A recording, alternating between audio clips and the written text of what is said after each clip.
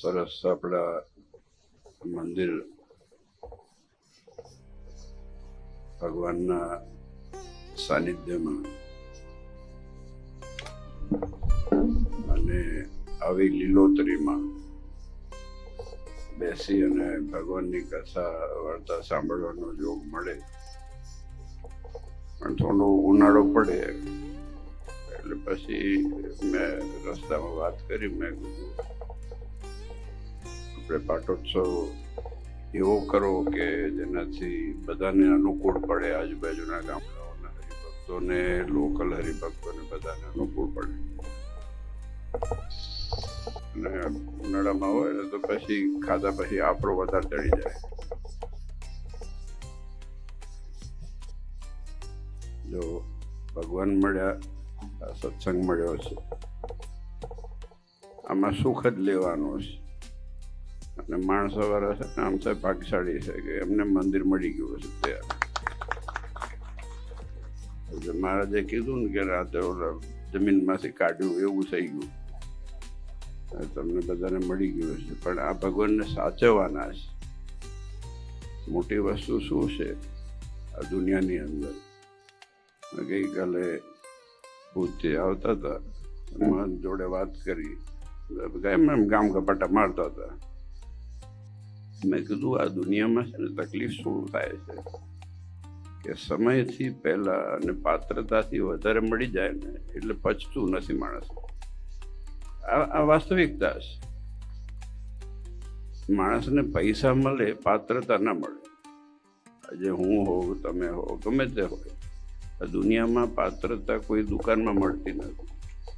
સંસ્કારની કોઈ દુકાન હોતી નથી. પૈસા કદાચ મળી જાય, સ્થાને મળે, બધી વસ્તુ મળે છે.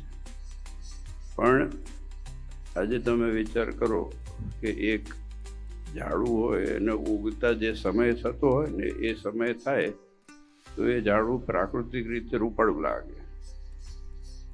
જે હાઇબ્રિડ હોય ને, આપણે ગુલાબ હોય હાઇબ્રિડ ફોર એક્ઝામ્પલ, તમે વિચાર કરો તો દેખાય સારું પણ અંદર સુગંધ કંઈ ના આવે. જેને પ્રાકૃતિક વાતાવરણ મળ્યું હોય, જેને તડકો ખાધો હોય, જેને પાણી માપનું પડ્યું હોય, એટલે આ દુનિયામાં વસ્તુ એટલી જ છે કે એ પસાર જે સમયનો થવો જોઈએ, ઘસારાનો થવો જોઈએ, પીડાએ થવી જોઈએ. પ્રસૂતિની પીડા થાય છે ત્યારે છોકરા પેદા થાય છે, અને દાંતમાં એ દુખાવો થાય ત્યારે દાંત ઉગે છે. એમને પીડા વગર દુનિયામાં છે જ નહીં, દુનિયા ક્યાંય.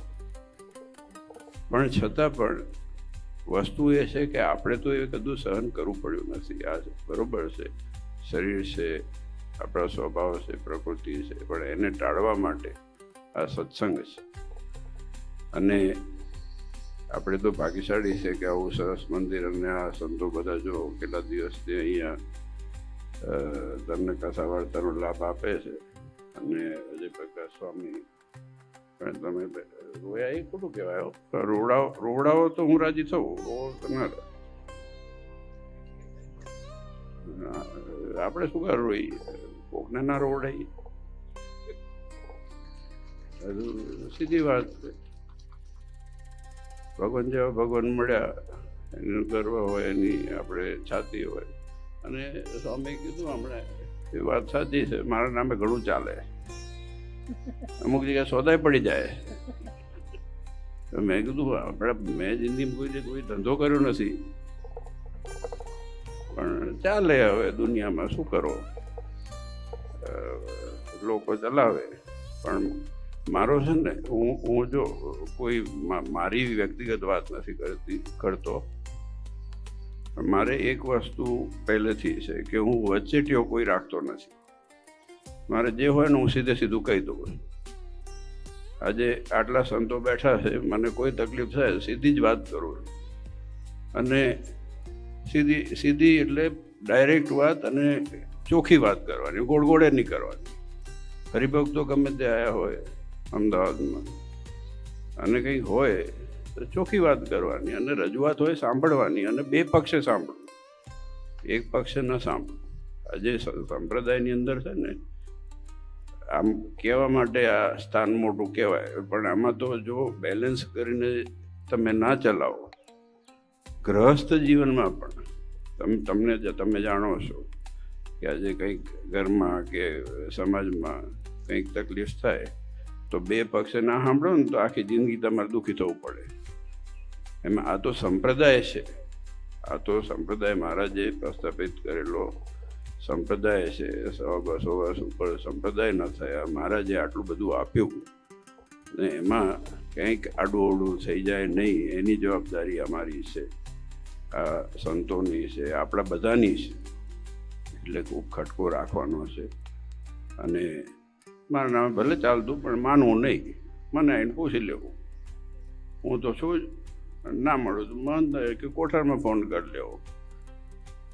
ને વાસ્તવિકતામાં આપણને જે મળ્યું છે એમાંથી સુખ લેવાની વસ્તુ છે. આપણે કેટલું બધું, જો આ લીલું લીલું લીલું છમ છે ચારે બાજુ. મેં જોતો તો એક ડોહા અહીંયા જો હજી પાણી પાય.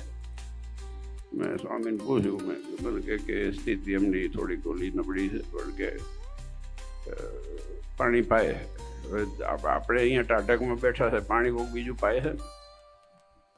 એટલે આ તો સંપ્રદાયની અંદર જો દુનિયામાં ભલે જે થતું હોય સાહેબ, પણ સંપ્રદાય મહારાજે સુખને સુખ આપ્યું છે.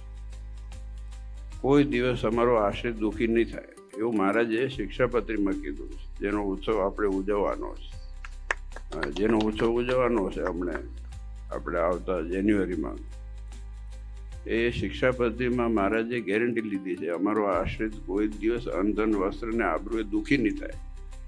એવી ગેરંટી તો કોઈ લે એવું છે નહીં દુનિયામાં આજે. તો આપણે વિચાર કરીએ કે આપણે કેટલા ભાગ્યશાળી છે, અને આવા દેવ પ્રતાપી દેવ મળ્યા, આવા હરિભક્તો, આવા સંતો અને આવો સત્સંગ મળ્યો છે. એટલે એનું ગુમાન તો હંમેશા હોવું જોઈએ. અને જો ગઈકાલે ભુજ હતો, એ મને તો કીધું જ નહીં, એટલે મને તો ખબર જ નથી. હું તો ડાયરી જોતો નથી પાછો, રાહ જોઉં. મેં કીધું સાંજે મેસેજ કરે, બેઠો તો આમનો મેસેજ આવ્યો. મને કે શું કરો? મેં કંઈ નથી કરતો. મને કે માણસાને જ જવું. મેં કીધું માણસા જવાનું છે? માણસા હોય તો જવું પડે. પાછું માણસા જવું પડે ને. ડાયાભાઈના બધા મારા યજમાનોના બધા નામ દીધા. મેં કીધું જો ભગવાન અને ભગવાનના ભક્ત બધા ભેગા થયા હોય અને માણસાનો પાટોત્સવ હોય, કંઈ નહીં, જઈ આવીએ ચાલો. એટલે હું તો સિરિયસલી મને ખબર જ નથી. આ પછી અમારું ભેગું થઈ ગયું. હું રાતે ફોન બંધ કરી દઉં છું, 8:30 બંધ થઈ જાય પછી દુકાન.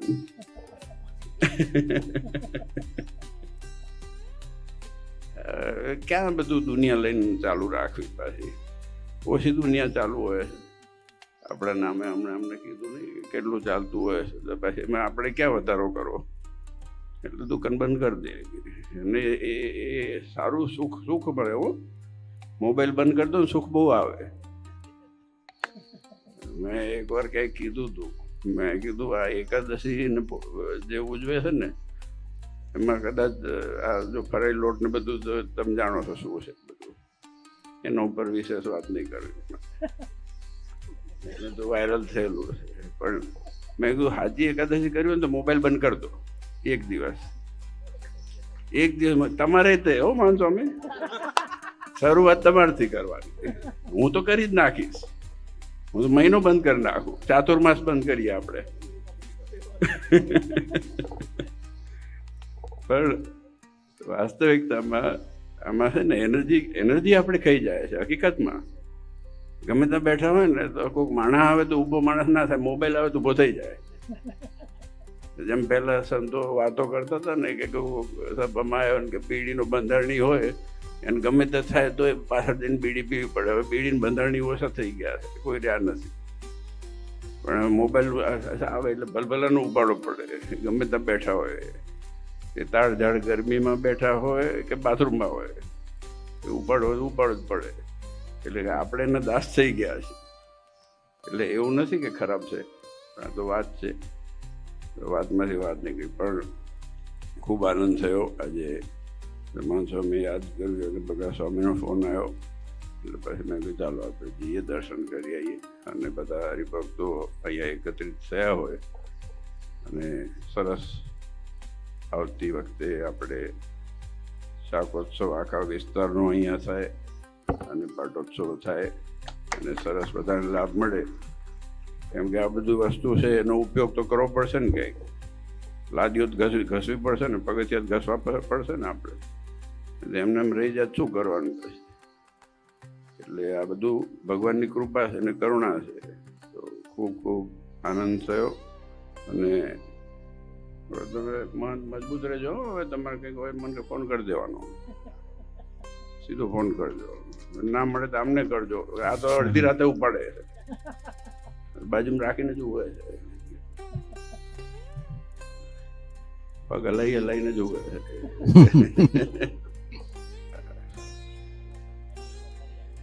ના હિંમત સારી, ઉત્સાહી છે. અમારા બધા સંતો છે ને ઉત્સાહી છે, એટલે સારું છે. સત્સંગમાં જો સારું જ છે.